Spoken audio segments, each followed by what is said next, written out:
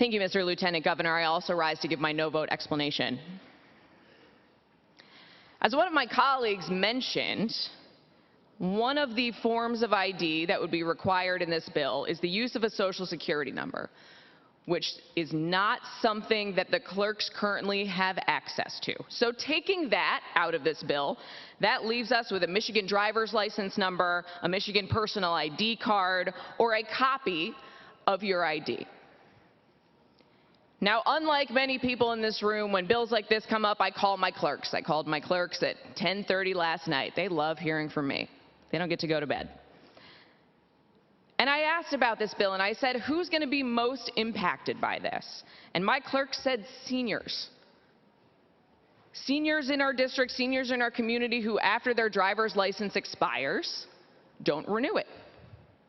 Seniors who may not be able to leave their homes, not be able to get to the polls. Seniors who have, for years and years and years, relied on absentee voting to be able to cast their ballot. Beyond seniors, I know stories from my clerks who have organized with their churches, who have found homeless members of our community and made sure to reach out to them to make sure that they can fulfill the right that they have, just as you and I do, to vote. And this would create another hurdle. This would require that they get an ID. Now, let's go in, because I know voter ID polls really well. There's a reason that this bill is the one that is moving first. But the Senate Majority Leader has said on record that, brushing off some concerns with bills like this, that if the issue is people having ID, then let's just make sure that everybody has an ID. Okay.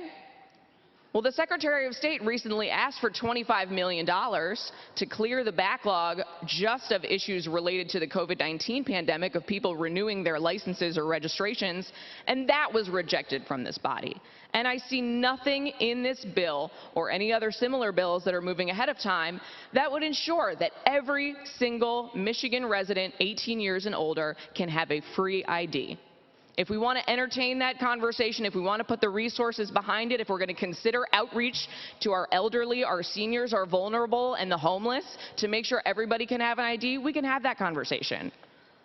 But until that conversation and the resources necessary are put up, what this bill would do is tell those seniors, tell the homeless, tell the vulnerable who do not have an ID that you are not allowed to vote, that you do not have the same right that the rest of us have to vote in every single one of our elections.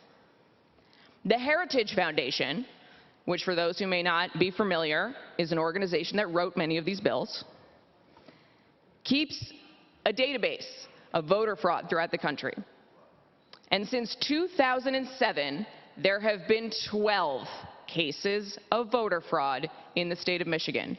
Not 12 million, not 12,000, not 1,200, 12.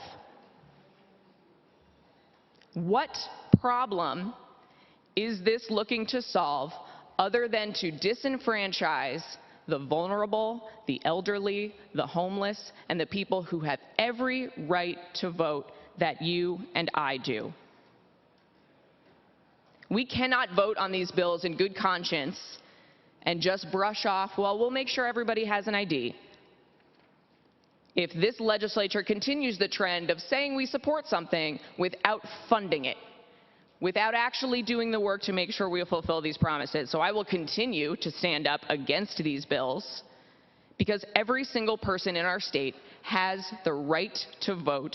Our elections are secure. Our clerks are some of the hardest working people in our state, and we deserve to stand behind them.